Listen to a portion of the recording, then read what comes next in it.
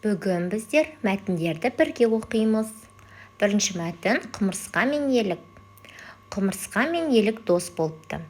Хайуандар, құмырсқамен дос болғаны несі? Депті. Бір күні елік су ішіп тұрады.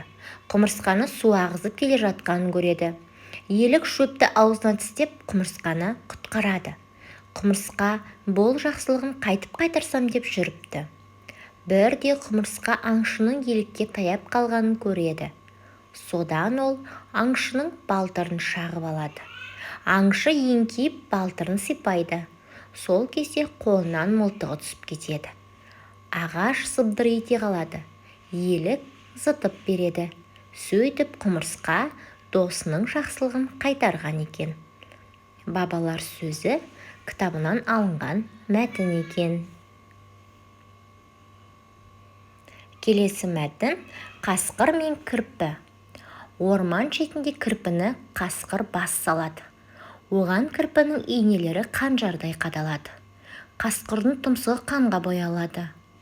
Қасқыр: бетіңнен сүйейін деп ем.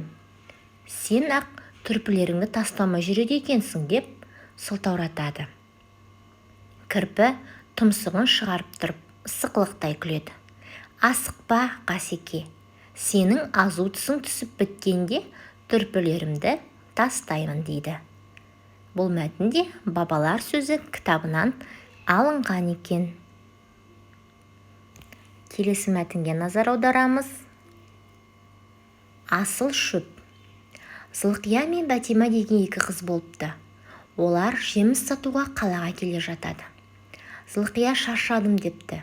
Бәтима күліп әзілдейді. Сонда Зылиқа айтыпты: сен неге қуанып келесің? Иығыңда жәшіктің ауырлығы менікінен кем емес. Өзің де менен күшті емессің. Мен жәшігіме асыл шөп салып алдым дейді Бәтима. Ой, онда шөбіңнің атын айтшы, дейді Зылиқа. Ол шөп сенің қолыңа түспей ме деп қорқамын. Оның аты сабыр, депті Бәтима.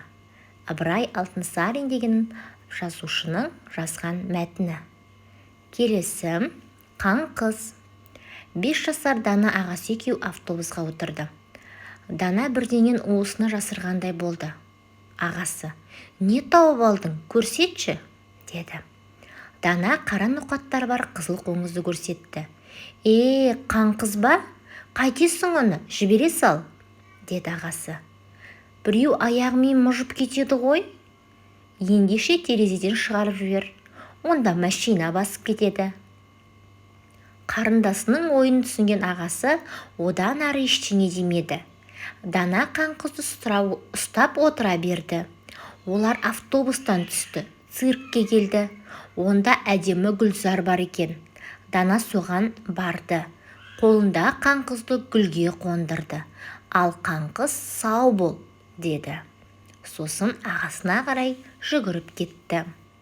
Тұрдақын Жексенбай деген жазушының мәтіні.